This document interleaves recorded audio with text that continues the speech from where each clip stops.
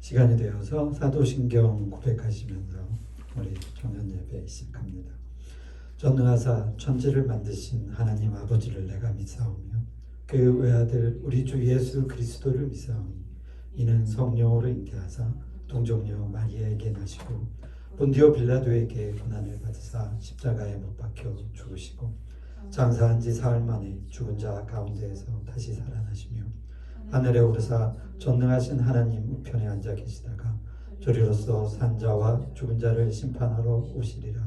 성령을 믿사오며 거룩한 공예와 성도가 서로 교통하는 것과 죄를 사하여 주시는 것과 몸이 다시 사는 것과 영원히 사는 것을 믿사옵나이다. 아멘. 우리 찬송가 82장입니다. 나의 기쁨 나의 소망 되시며 나의 생명이 되신 주 밤낮 불러서 찬송을 드려도 늘 하신 마음 뿐일세. 나의 사모하는 선한 목자는 어느 꽃다운 동산에 양의 무리와 늘 함께 가셔서 기쁨을 함께 하실까. 길도 없이 거친 넓은 들에서 갈 길 못 찾아 애쓰며 이리저리로 헤매는 내 모양 저 원수 조롱하도다. 주의 자비롭고 화평한 얼굴 모든 천사도 반기며 주의 놀라운 진리의 말씀에 천지가 아담하도다. 나의 진정 사모하는 예수여 음성조차도 반갑고 나의 생명과 나의 참 소망은 오직 주 예수 뿐일세. 아멘. 기도하겠습니다. 하나님 아버지 참 감사합니다. 이렇게 귀한 주일 저에게 허락하셔서 이렇게 예배당에 모여 예배케 하시고 찬송케 하시고 기도케 하시고 또한 말씀 듣게 하시니 참으로 감사합니다. 이 영광 홀로 받으시옵소서. 하나님 우리 청년들 그 마음밭에 놀라우신 하나님의 은혜와 사랑이 또한 하나님의 계획이 풍성하게 자라나게 하여 주시옵소서. 그리하여서 열매 맺게 하여 주시옵소서.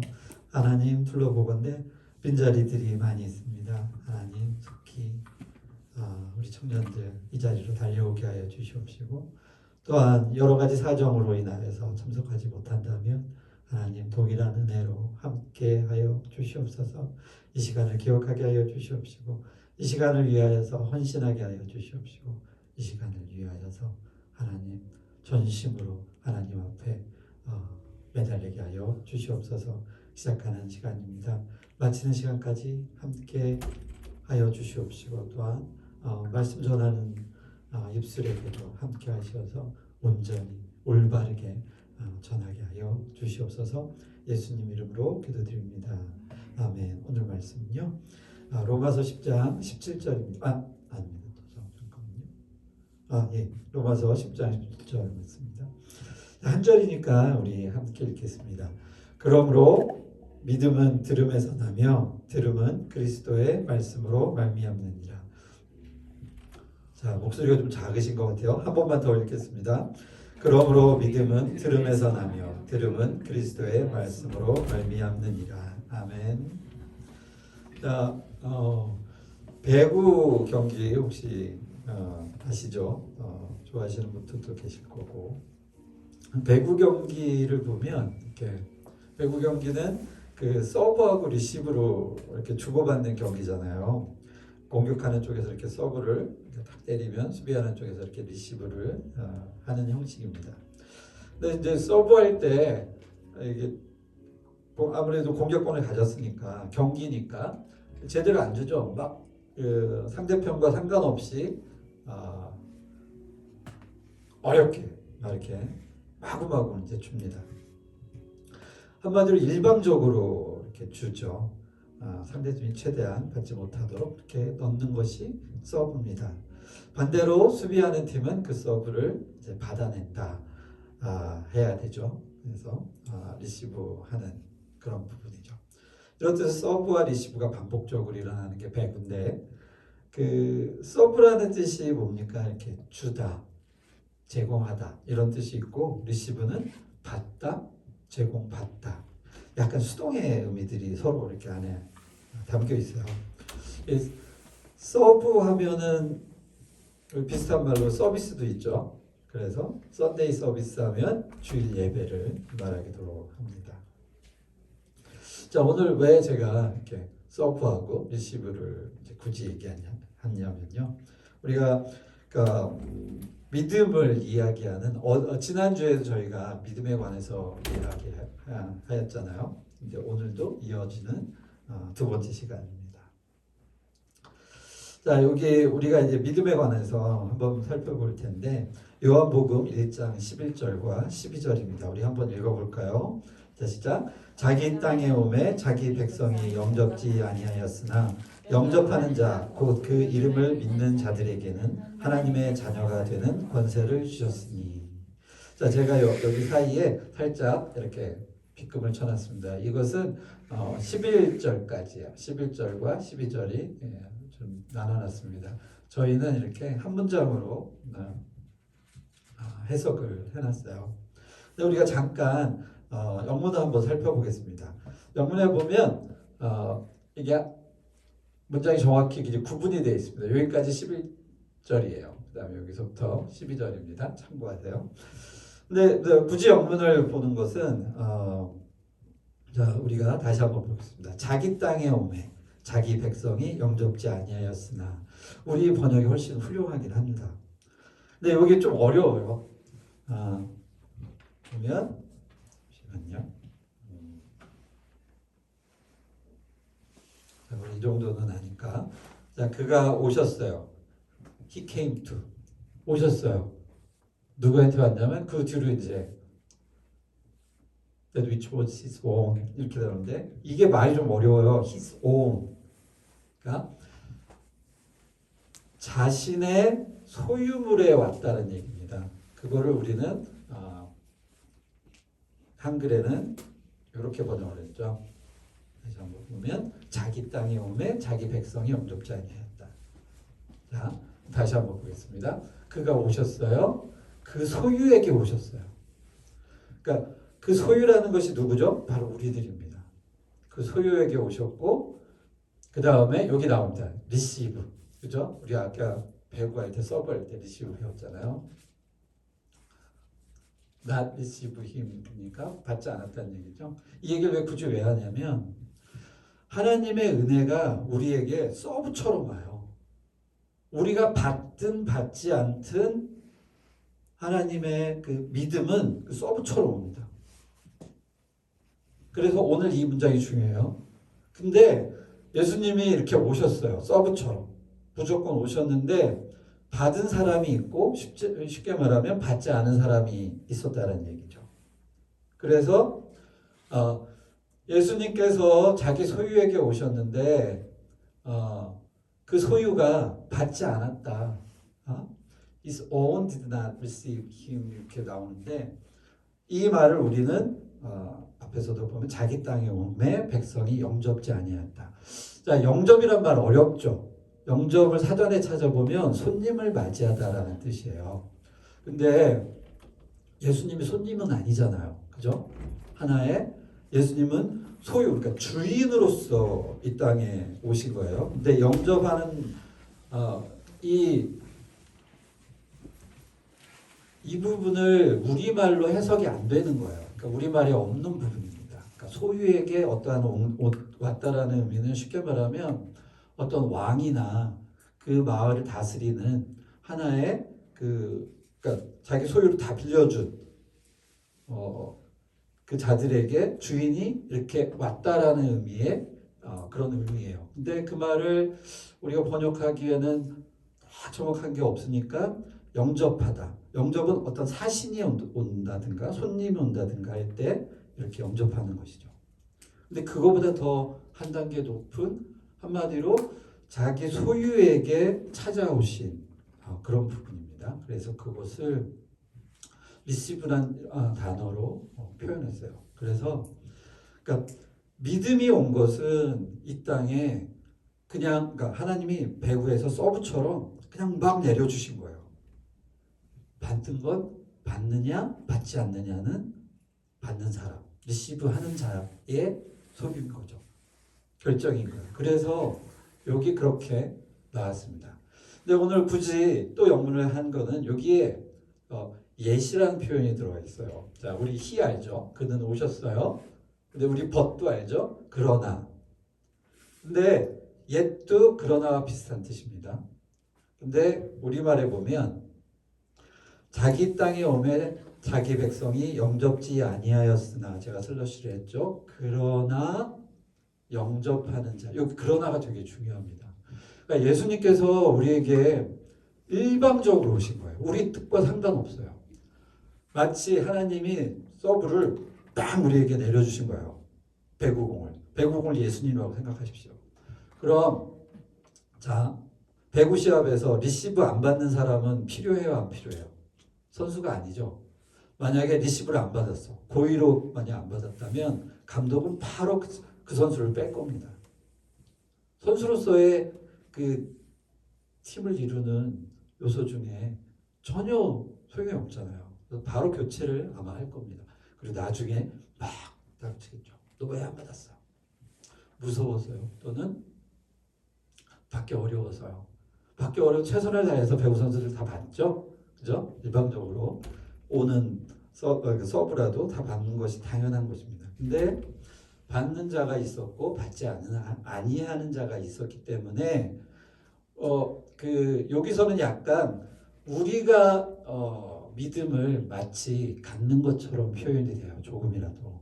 그러나 그것은 그게 아니라 일방적으로 온 것을 우리가 받는 자가 있었고 받지 않는 자가 있었다라는 것입니다. 그래서 예수님께서 자기 땅에 자기 소유의 것에 오셨는데 그것을 받지 않았다라는 거죠.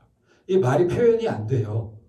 우리말로는 좀 어렵습니다. 그러나 우리는 어쨌건 영접하는 자로 표현을 했습니다. 그래서 다시 본문을 좀 더 보면 여기 보면 여기 이 부분이 영접하는 자, 그러니까 영접을 받은 모두. 툴은 하나님의 믿음이 우리 가운데 왔는데 그 중에 받은 자들, 여기 받지 않은 자들이 있었잖아요. 분명하게 여기 받은 자들이 있고 받은 자들이 있고 여기 받지 아니한 자들이 있는 거예요. 이 땅에는 그래서 두 종류로 나눕니다. 받은 자가 있고 받지 않은 자가 있는데 그 중에 받은 자 모두 여기 yet to all 있죠. 받은 자 모두는 여기 다시 똑같이 나옵니다. To those believed in his name. 그 이름을 믿은 자들. 여기 다 to all, to those 이렇게 해서 동일하게 보여서 우리도 번역을 그런 식으로 한 거죠. 영접하는 자, 곧 그 이름을 믿는 자들에게는. 근데 이 말은 좀 더 조금 더 만약에 이 원문에 가깝게 한다면 영접한 자들 중에 그 이름을 믿는 자들에게 하나님의 자녀가 되는 권세를 주셨다라고 할 수 있습니다. 그러니 그러니까 이 믿음을 2시간에 걸쳐서 한 이유는 우리가 믿음을 흔들릴 게 아닌 거예요. 믿음은 내가 흔들 수 있는 게 아닙니다. 믿음이라는 것은 하나님이 우리에게 주신 거예요. 그래서 믿음이 뭐 크다 나쁘다 이렇게 말할 수 있는 것이 아닙니다. 믿음 자체가 하나님이 우리에게 주신 선물인 거죠. 그래서 그 믿음을 받은 자들 중에 예수라는 이름을 믿는 자들에게는 그래서 하나님께서 권세를 주셨죠. 권세. 하나님의 자녀가 되는 그 권세를 우리에게 허락하셨다라는 것입니다. 그래서 우리가 믿음에 흔들릴 수 있는 것이 아무것도 없는 것이라고. 믿음은 내가 어찌할 수 있는 것이 아닙니다. 우리가 나 이렇게 믿음이 없지? 이런 말 자체가 있을 수가 없는 거죠. 왜? 믿음은 하나님께서 마치 서브하듯이 일방적으로 주신 거예요. 그 중에 받은 자와 받지 아니한 자가 있는데 받은 자들 중에 그리스도의 이름을 믿은 자들은 하나님의 자녀가 되는 권세를 주신 거죠. 그래서 믿음이란 이미 여러분들이 내가 예수님을 믿고 있어 그러면 이미 여러분들은 하나님의 자녀가 되는 권세를 받은 자들인 거죠. 그래서 믿음에 흔들릴 수가 없는 것입니다. 아주 요지부동할 수 있는 것이죠. 자, 믿음은 뭐라고요? 우리가 어떻게 생겨내야 내가 믿음을 믿었어가 아니라 하나님이 일방적으로 주신 거예요. 그러니까 우리는 이 사실을 절대 잊으면 안 됩니다. 우리의 뜻과 상관없이 하나님께서 우리를 구원하고자 하신 계획으로 믿음을 배구 경기 제가 뭐로 비유할까 고민하다가 배구 경기로 비유했는데 정말 하나님께서 우리에게 우리 모두에게 이방인 우리까지도 동일하게 믿음을 그렇게 강력하게 서브처럼 주셨고 그거를 받은 자들 모두는 그들을 예수님의 이름을 믿을 수밖에 없어요. 받지 아니한 자들은 예수님의 이름을 믿을 수가 없는 것이죠. 그래서 아까 동일하게 영접하는 자는 곧 그 이름 믿는 자들이에요.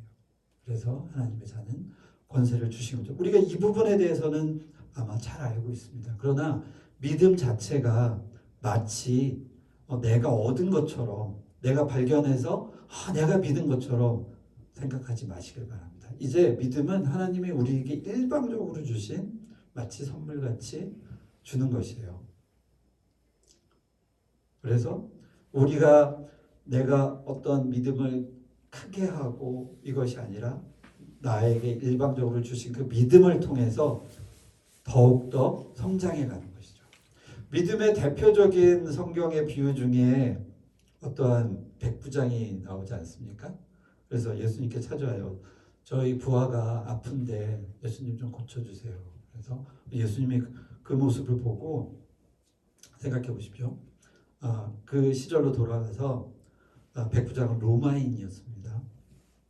로마 군인이었어요. 로마 군인이 예수님께 찾아오는 일은 흔하지 않은 일입니다. 그렇죠? 근데 백부장이 온 거예요. 예수님에게. 그래서 예수님이 그 모습을 보시고 그래 가자라고 먼저 말씀하십니다. 근데 백부장이 이럽니다. 제게도 부하가 있다. 내가 시키면 시키는 대로 한다. 예수님 말씀만 하십시오. 그럼 나을 겁니다. 예수님이 그것을 보고 내가 이만한 믿음을 보지 못하였다. 그럼 성경에 그 사람의 행위가 기록되게 되는 것이죠. 얼마나 영광입니까? 이렇듯 믿음은 작고 크고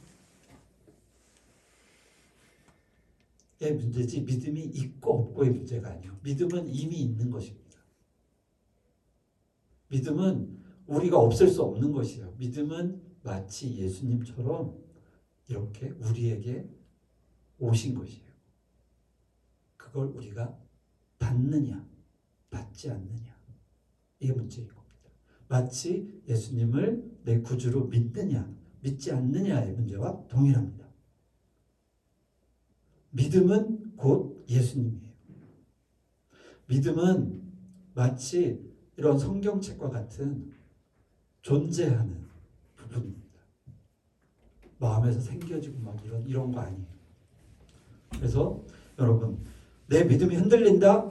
그럴 수가 없어요. 믿음은 흔들릴 수가 없습니다. 왜? 하나님이 우리에게 주신 것이기 때문에. 절대 흔들릴 수가 없어요. 여러분 혹시라도 나 이렇게 믿음 없지? 라는 착각에 빠지지 마시길 바랍니다. 이제 믿음이 어떻게 우리에게 왔는지 정확하게 아셨죠? 여러분 성경을 잘 보시고 성경에서 그 깊이를 깨달으면 믿음이 견고해질 수밖에 없는 것이 바로 이런 이유입니다. 믿음이 내가 찾아낸 이게 아니구나. 하나님께서 나에게 일방적으로 주시고 내가 그걸 받았구나. 믿음은 내 것이 아니구나. 하나님의 것이고 내가 그 믿음을 통하여서 예수님을 믿게 되고 예수님은 곧 나의 구원자다. 라는 그런 나의 믿음이 아주 굳건하게 생겨지게 되는 것이죠.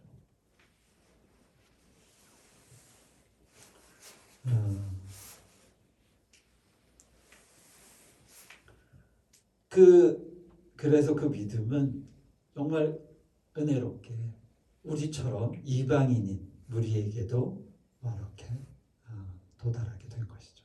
그래서 우리도 하나님의 백성이 될 수 있는 은혜를 입은 것입니다. 여러분 철저하게 우리는 이방인이었어요. 자, 그런데 이스라엘 백성은 이방인이 아니었나요? 그들도 똑같은 이방인이었습니다. 하나님이 속한 백성이긴 하지만 그들은 애굽에서 이방인 취급을 받았고 노예 취급을 받았죠. 성경은 그렇게 이어집니다. 똑같아요. 그래서 우리는 믿음이 좋고 나쁨이 있을 수가 없습니다. 믿음은 이미 있고 믿음은 이미 존재하는 것이고 믿음의 질을 따질 수가 없는 거예요. 잘 기억하십시오. 잊지 마시고 믿음을 내가 믿음을 받았다 또는 받지 못했다도 올바르지 않은 표현인 것이죠. 믿음은 하나님께서 우리에게 모두에게 인류 모두에게 마치 배구 선수가 서브하듯이 제공해 주신 것이고 받느냐 받지 못하느냐의 차이가 있을 뿐입니다. 그래서 믿음을 가졌어 이 말은 엄밀하게 이 문장 앞에 믿음을 받았어 그래서 믿음을 가지게 됐어 라고 표현하면 좀 더 가까울 수 있겠죠. 자, 이제 믿음을 우리가 볼 수 있습니다. 그 전까지는 믿음이 눈에 안 보였다면 이제 하나님이 내게 주신 것을 믿는다면 믿음이 보일 겁니다. 믿음이 하나님의 은혜구나. 믿음이 예수님이구나. 믿음이 나의 구원이구나. 아셨죠? 자, 말씀이 예수님이잖아요. 자, 오늘 본문 말씀. 그러므로 이 믿음은 어디서 나느냐? 들음에서 나게 됩니다. 오늘 본문 말씀처럼. 자, 믿음은 하나님이 일방적으로 주셨잖아요. 근데 주신 방식이 뭐냐? 바로 들음이다. 그래서 듣는 거 굉장히 소중합니다.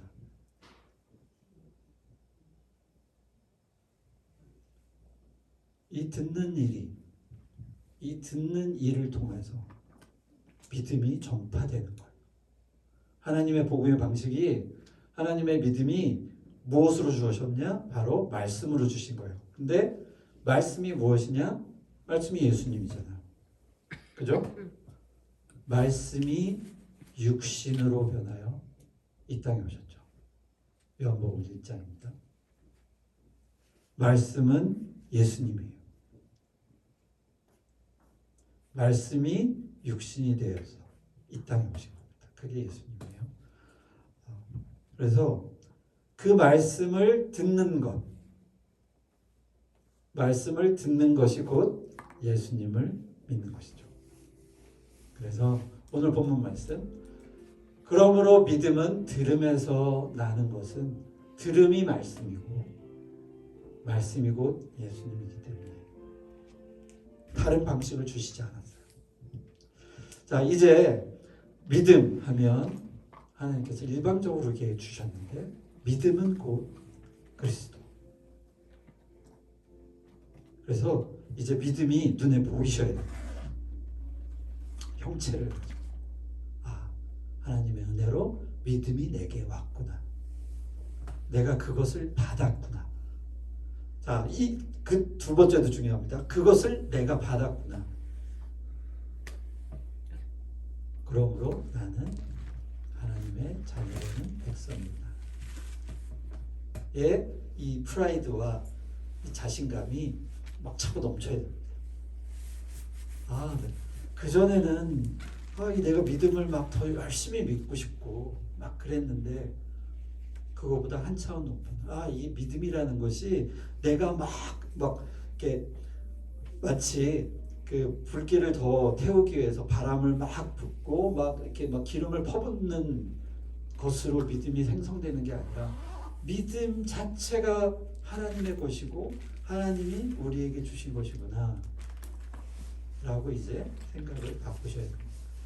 혹시나 믿음을 갖고 싶어 막 이랬던 더 큰 믿음을 갖고 싶어 라고 했다면 이제 생각을 바꿔서 우리가 지난 시간과 이 시간을 통하여서 믿음이라는 것은 내가 막 찾아내는 게 아니라 하나님께서 우리를 위하여서 일방적으로 주신 것이고 그 믿음이 알고 보니 예수님이었네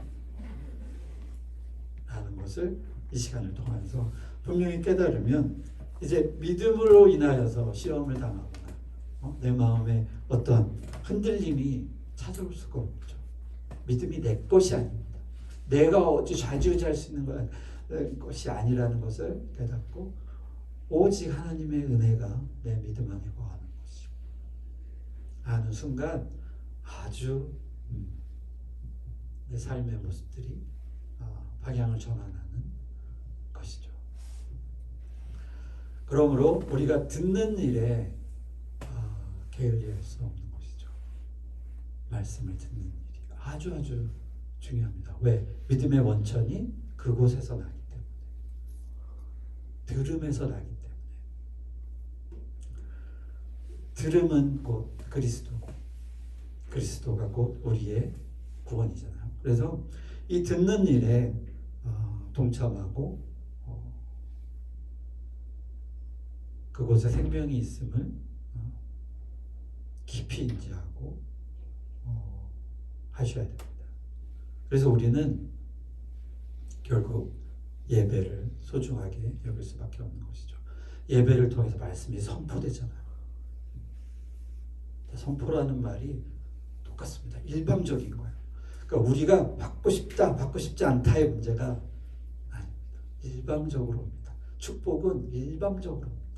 마치 우주에서 위성이 막 나오는 걸 우리가 어찌할 수 없잖아요. 우리의 뜻대로 안 되잖아요. 그렇듯이 이 믿음이 우리에게 그렇게 전달되고 예수님은 그렇게 찾아오셨어요.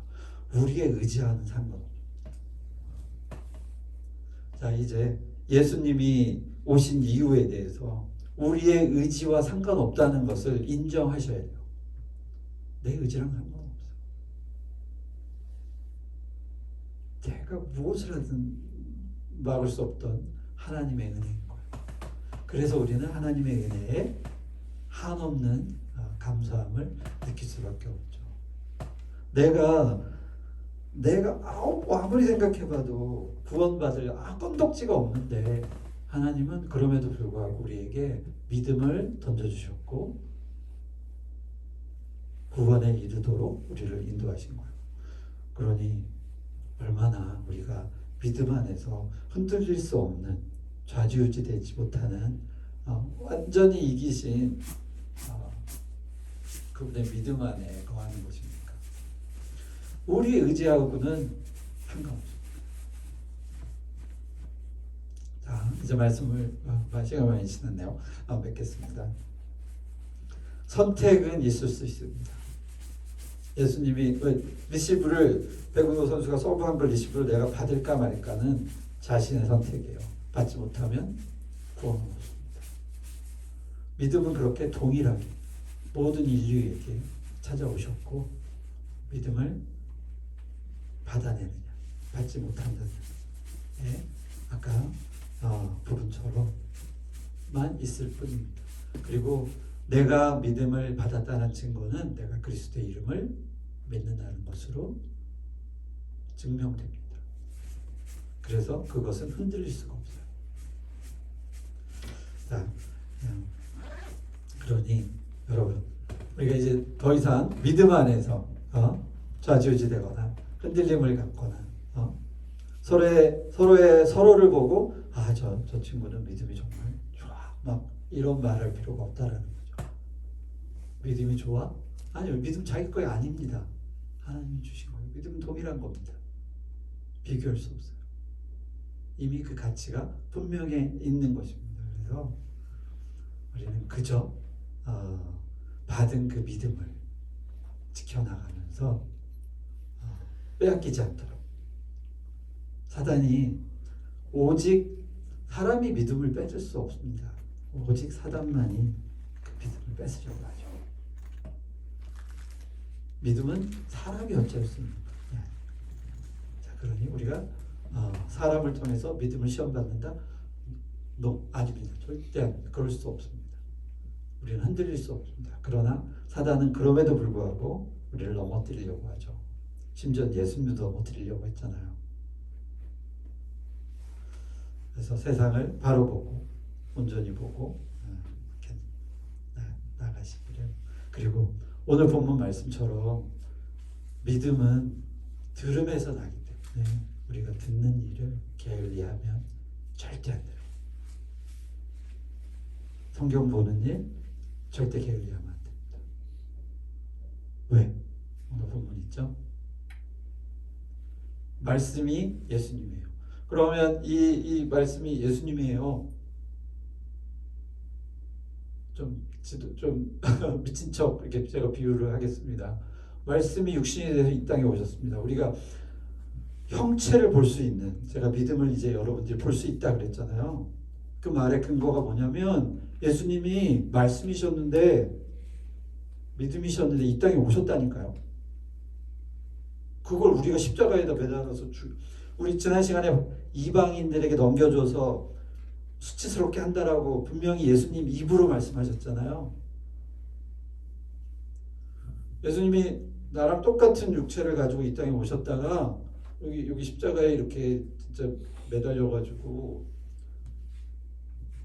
우리 막 보혈피 막 이렇게 하지만 진짜로 창으로 쿡 찔러가지고 옆구리에서 물과 피를 쏟으시고 그렇게 생명을 끝마치시고 돌아가셨다니까요. 눈에 보이는 거죠. 눈에 보이는 사실로 이 땅에 오셨습니다. 그래서 믿음은 견고하게 흔들릴 수 없는 것입니다. 아멘.